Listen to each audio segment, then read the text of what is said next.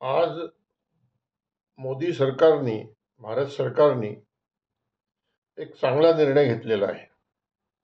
त्याचं आपण अभिनंदन करायला पाहिजे. आज देशातल्या 3 महान नेत्यांना भारतरत्न दिला गेलेला आहे. यावर्षी एकूण आतापर्यंत 5 नेत्यांना, आपल्या इथल्या प्रमुख व्यक्तींना, ज्यांनी देशाकरता फार मोठं काम केलं, त्यांना भारतरत्न देण्याचा एक प्रकारे विक्रम पण झालेला आहे. चौधरी चरण सिंग, जे शेतकरी नेते म्हणून प्रसिद्ध होते, भारताचे माजी पंतप्रधान आहेत, त्यांनाही भारतरत्न दिला गेलेला आहे. याच चौधरी चरण सिंगांनी शेतकऱ्यांकरता आपलं आयुष्य दिलं आणि शेतकऱ्यांचं राजकीय प्रबोधन करताना ते म्हणायचे की एक किसान तू तेरी एक नजर हल पर रख, दुसरी दिल्ली पर रख. दिल्लीवर जे निर्णय होतात, दिल्लीत जे निर्णय होतात तेच तुझं भविष्य ठरवतात, असं राजकीय प्रबोधन करणारा हा नेता, त्याला आज भारतरत्न मिळालेला आहे. याचा आनंद आहे. दुसरं भारतरत्न त्यांनी दिलेलं आहे माजी पंतप्रधान नरसिंहराव यांना, ज्यांनी या देशामध्ये एक नवीन आर्थिक धोरण आणलं. ते विवादास्पद जरी असलं तरी त्यांची पूर्ण लक्ष हे या देशातल्या शेतकऱ्यांचं संरक्षण करण्याचं होतं. हे त्यांनी त्यांच्या एका पत्रातनं मान्य केलं होतं की जरी आपण WTO मध्ये जात असलो तरी भारताच्या शेतकऱ्यांना संरक्षण करण्याकरता भारतीय सरकारच्या हस्तक्षेपाची गरज आहे.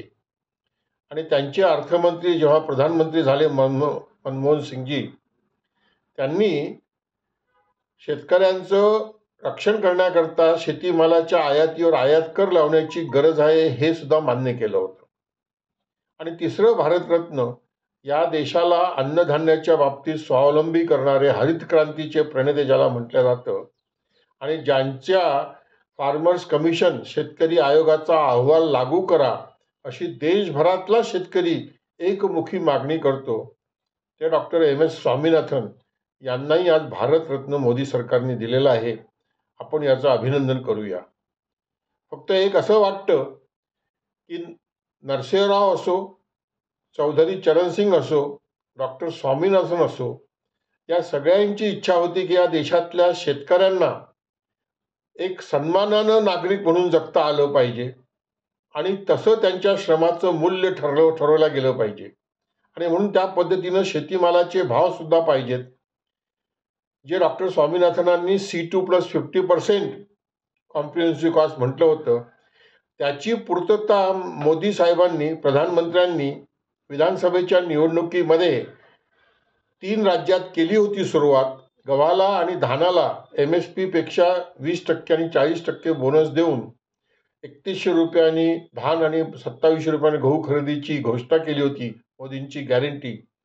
या भारतरत्नाच्या घोषणेसोबत जर सगळ्या शेतीमालाचे भाव, 23 शेतीमालाचे भाव स्वामीनाथन आयोगाप्रमाणे C2+50%चे जाहीर केले असते तर या देशातल्या शेतकऱ्याला सन्मानानं जगण्याचा अधिकार दिला आणि या तिन्ही महान नेत्यांच्या स्मृतीला खरं अभिवादन केलं असंही म्हणता आलं असतं आणि दुधात साखर पडली असा आनंद झाला असता. नमस्कार, धन्यवाद.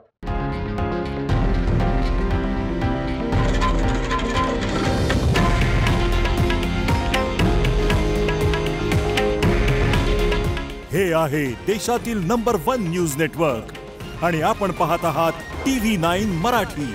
काळजी तुमची, हित महाराष्ट्राचं.